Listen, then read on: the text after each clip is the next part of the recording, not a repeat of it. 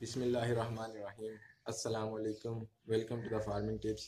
नाजरीन कैसे हैं नाजरीन, जैसा कि कुछ दोस्तों की फरमाइश थी कि मैं हैन की डिजीज़ पे वीडियो बनाऊं, तो आज मैंने अपना वादा पूरा कर दिया है। इस वीडियो में मैं आपको मुर्गियों की मुख्तलिफ बीमारियों और उनकी जो वैक्सीनेशन का शेड्यूल है वो बताऊंगा।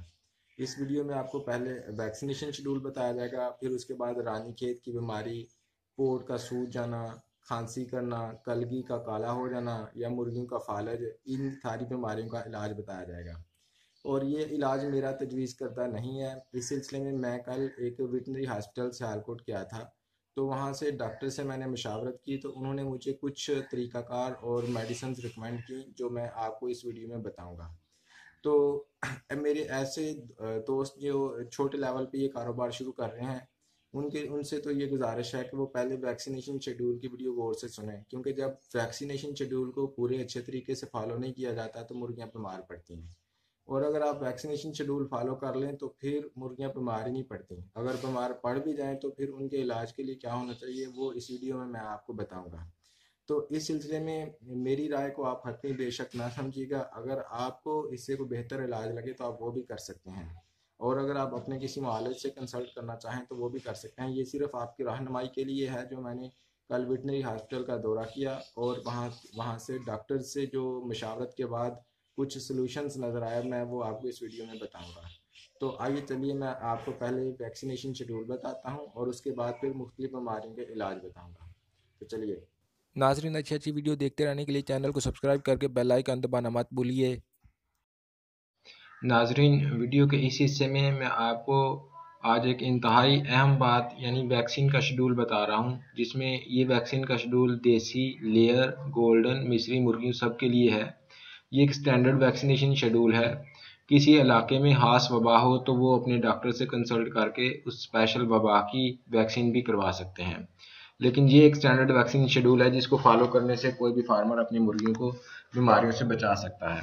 वैसे तो जो बड़े फार्मर हैं उनके पास ये शेड्यूल पहले से होता है, लेकिन जो मेरे भाई 100, 200 या 500 मुर्गियां रखते हैं उनके पास ये शेड्यूल नहीं भी होता, तो उनको इस सिलसिले में प्रॉब्लम होती है। या जो लोग घरों में मुर्गियां पालते हैं उनके लिए भी ये शेड्यूल हेल्पफुल है।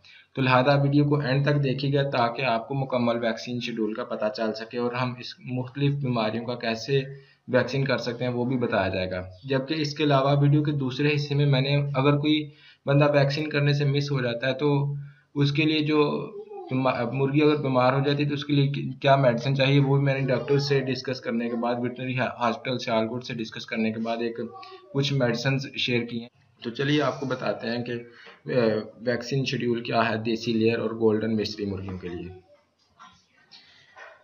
ये जो इस आपको स्क्रीन पे नज़र आ रहा है फर्स्ट टेबल, इसके जो पहला कॉलम है इसमें मुर्गी की उम्र दिनों में लिखी हुई है, जबकि दूसरे कॉलम में बीमारी का नाम और वैक्सीन का नाम जो उस बीमारी के लिए इस्तेमाल होती है वो लिखी गई है, जबकि तीसरे कॉलम में वैक्सीन इस्तेमाल करने का तरीकाकार लिखा हुआ है।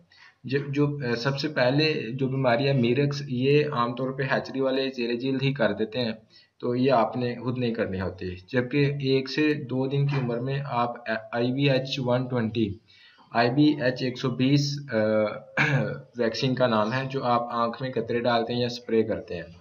जबकि 5 से 7 दिन की उम्र में रानीखेत बड़ी अहम बीमारी है, इसकी वैक्सीन की जाती है जिसका नाम है लसोटा, और एवियन इन्फ्लुएंजा में H9 ऑयल बेस के तौर पर इस्तेमाल करके आप इस्तेमाल करते हैं। तो ये ज़ेरे जल्द टीका लगाया जाता है। ये सारी दवाइयाँ जब आप स्टोर पे जाएंगे ना तो आपको वहाँ पे इनका नाम बताएंगे तो ये मिल जाती हैं और बहुत कीमती भी नहीं होती, आपके जानवर इससे कहीं ज़्यादा कीमती होते हैं। मुर्गी की उम्र अगर 9 दिन हो तो फिर गम्बोरो, इंटरमीडिएट गम्बोरो ऑयल बेस में यूज़ करते हैं और ये आंख में कतरे डालते हैं या ज़ेरे जल्द टीका लगाते हैं। जो आप मेडिसिन लेते हैं उसके ऊपर भी इसके इस्तेमाल की मिकदार लिखी होती है। 16 दिन की उम्र में गम्बोरो प्लस यूज़ की जाती है, आंख में कतरा या पानी में पिलाई जाती है। 18 दिन की उम्र में आबे कल्ब इस्तेमाल होता है, ये ज़ेरे जिल्द टीका लगता है। जबकि 22 दिन की उम्र में रानीखेत प्लस IB120, ये आंख में कतरा डालते हैं। 28 दिन की उम्र में IB4/91, ये इस्तेमाल की जाती है, ये भी आंख में कतरा डालते हैं। 42 दिन की उम्र में फाउल पॉक्स की वैक्सीन की जाती है खाल में, और पार के अंदर आप करते हैं इसको, पार के नीचे जो गोश्त होता है वहाँ पे। 55 दिन की उम्र में ILT लाइव आप करते हैं इस्तेमाल, आंख में कतरा दिया जाता है। 60 दिन की उम्र में एवियन इन्फ्लुएंजा में H9 ऑयल बेस यूज़ की जाती है, जेरेजिल टीका लगाया जाता है।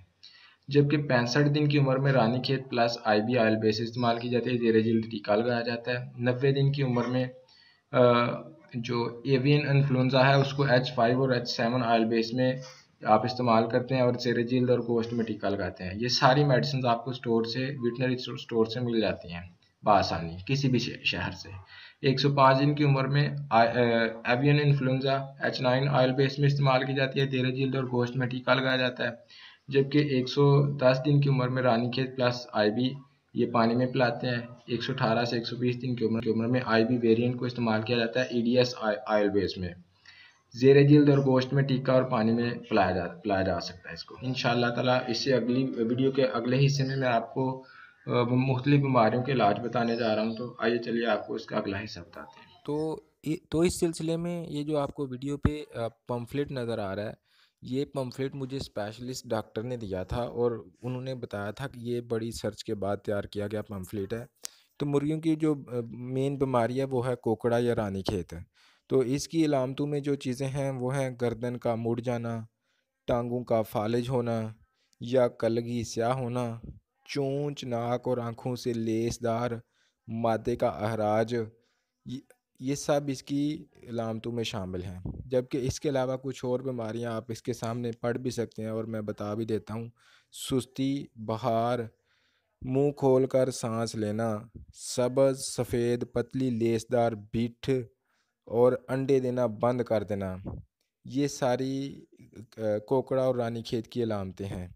तो इसके इलाज के लिए जो देसी नुस्खा इन्होंने तजवीज़ किया है वो ये है कि आप लहसुन और प्याज को पीसकर बीमार परिंदों को बार बार खिलाएं। तो चुटकी सा या एक छोटे से चम्मच में आप थोड़ा सा डाल लें, तो वो आप एक बीमार परिंदे को थोड़ा सा खिला सकते हैं। इससे ये जानवर सेहतमंद हो जाएंगे। इसके अलावा इसके बाद कुछ सामने आपको मैं दिखाता हूँ दवाइयों के नाम जो डॉक्टर ने मुझे बताए थे, ये भी आप इस्तेमाल कर सकते हैं। ये दवाइयाँ बआसानी मिल जाती हैं। ये दोनों दवाइयाँ किसी भी बीमारी के लिए यूज़ की जा सकती हैं मुर्गियों में। और इन दोनों दवाइयों के नाम ऊपर आपको नज़र आ रहे हैं। इन दोनों दवाइयों की कीमत 500 रुपये से ज़ायद नहीं है। आपको किसी भी अच्छे स्टोर से ये मिल जाती हैं। एक तो सस्पेंशन है और एक इंजेक्शन है। तो आम तौर पे जो रूटीन में बीमारियाँ चल रही हैं मुर्गियों की, उनके लिए ये इस्तेमाल की जा सकती हैं। तो इनके इस्तेमाल का तरीक़ाकार और एक मुर्गी को कितनी खुराक देनी है, इसके ऊपर भी लिखा हुआ है और इसके अंदर एक छोटा सा कागज़ का टुकड़ा होता है, वो भी आप पढ़ सकते हैं। अगर आपको पढ़ना नहीं आता तो आप किसी से पढ़ा के उसके मुताबिक दवाई को इस्तेमाल करें तो आपकी मुर्गी ठीक हो जाएगी। लेकिन इन सब बातों से बढ़कर जो बात अहम है वो ये है कि आपने जो एहतियात करनी है ताकि मुर्गी बीमार ही ना पड़े। और अगर बीमार पड़ ही जाए तो सियान को इंजेक्शन या एनरोसिम सिरप इस्तेमाल करें तो आपकी मुर्गी ठीक हो जाएगी। इसके अलावा जो एहतियाती तदाबीर कर सकते हैं आप वो ये हैं। जब परिंदे बीमार पड़ें तो बीमार परिंदों को सेहतमंद परिंदों से अलहदा कर दें। और अगर कोई परिंदा मर जाए तो उस परिंदे को सामने फ़ज़ा में ना फेंक दें या खेत में ना फेंक दें। गड्ढा खोदें और उसके अंदर दबाएं ताकि उससे निकलने वाले जरासीम ज़मीन के अंदर ही रहें, बाहर फ़ज़ा के ज़रिए दूसरे जानवरों में मुंतकिल ना हो सकें। इसके अलावा जो दवाइयाँ मैंने बताई हैं, इसके अलावा एक कॉमन दवाई है जिसे पिनकी बोलते हैं, लाल दवाई भी कहते हैं। उसे पीने वाले पानी में मिला के भी दें ना, तो वो भी जरासीम कुश होती है। वो भी छोटी मोटी बीमारियों का इलाज मुर्गियों में कर देती है। इन सब बातों से बढ़ के जो बात है वो ये है कि आप सेहतमंद परिंदों को हर 2 माह बाद रानीखेत की वैक्सीन लगाएं ताकि परिंदों में बीमार होने की नौयत ही ना आए। उम्मीद है नाजरीन इन हदायत पे अमल करके आप अपने कीमती जानवरों को नुकसान होने से बचा सकते हैं। अगर आप सबसे पहले तो बेहतर यह है कि आप उनको हिफाजती टीके लगाएं और अगर बीमार हो जाएं तो हदायत पर अमल करते हुए उनको दवाइयाँ दें तो इंशाल्लाह वो ठीक हो जाएंगे। इस तरह आपका नुकसान होने से बच जाएगा। मुर्गियों के कारोबार में इस बात का खास ख्याल रखना चाहिए कि जब एक दफ़ा बीमारी आ जाए तो उसको कंट्रोल करना काफ़ी मुश्किल होता है। तो उम्मीद है नादरीन आपको वीडियो पसंद आई होगी। अगर आपको वीडियो अच्छी लगे तो इसको लाइक कीजिएगा और आइंदा भी ऐसी मुफीद वीडियोस देखते रहने के लिए चैनल को सब्सक्राइब करें ताकि हर आने वाली वीडियो को आपको आने वाली वीडियो की इतला आपको मिल सके। अगर आप आने वाली वीडियोस की इतला चाहते हैं तो इसके लिए बेल आइकन दबाएं, और अगर आपका कोई सवाल हो तो नीचे कमेंट करें ताकि आपको इसका जवाब दिया जाए और आपका मसला हल हो। आज की वीडियो में इतना ही, इंशाल्लाह फिर मिलेंगे। अल्लाह हाफिज़।